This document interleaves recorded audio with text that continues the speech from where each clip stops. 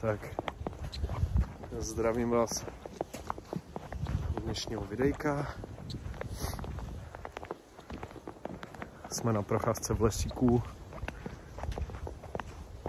Je to fajn, začalo zase sněžit. I když jsem říkal, že tu zimu dvakrát nemusím, tak je pěkné, když aspoň je ten sníh a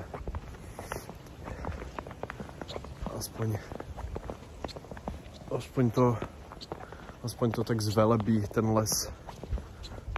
A výhoda je, že tím, že je taková skurvená tma vždycky v zimě, takže když je večer a máte zimu, tak aspoň je větší světlo, že se to jako odráží. To akorát mi tu jebe ten jas furt, nevím, jak to udělat. Takže je to jako za mě super, vám to tak ukážu hezky. Parádička, lesíček, pohodička, zvířátka a tak. A co jsem to chtěl říct? Včera jsem byl s kamarádem, mi napsal, zdali se nejdeme sednout na pivo.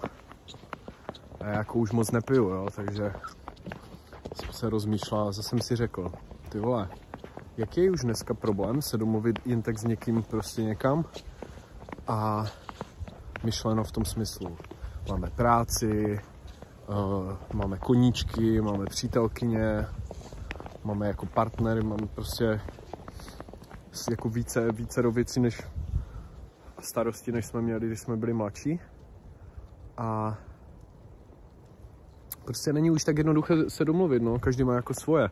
Tak jsem si řekl, ty vole, je mi 27, ty vole, za chvíli lidi budou mít hypotéky, další povinnosti, budou mít děti, tak nebude úplně jednoduché se domluvit, no. Tak říkám, tyjo, tak půjdu, no. Potom to už nebude tak jednoduché, tak jsem šel a bylo to super. Hezky jsme pokecali a bylo to moc fajn.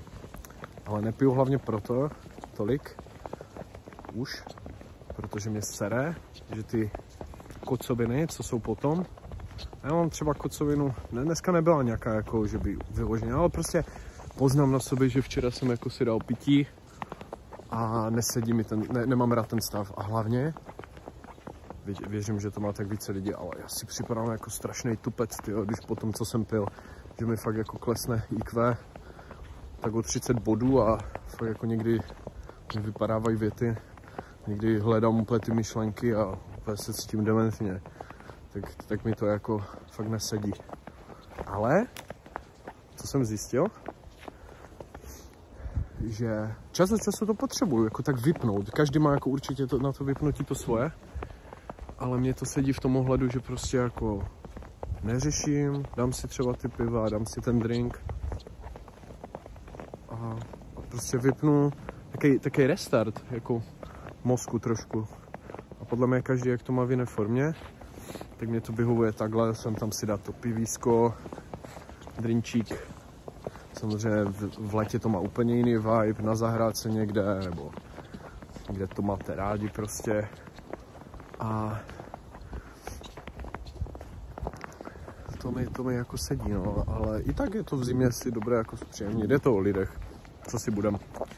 Jako, třeba akce nějaké větší, tak to už mě vůbec nebaví. Nechce se mi ani moc chodit na koncerty, nemám rád jako moc lidí po kupě, ale takhle, když si zajdu s kámošem nebo s pár přáteli prostě někam, tak to je samozřejmě fajn a je to, když tam máte ty pravé, tak je to fakt super.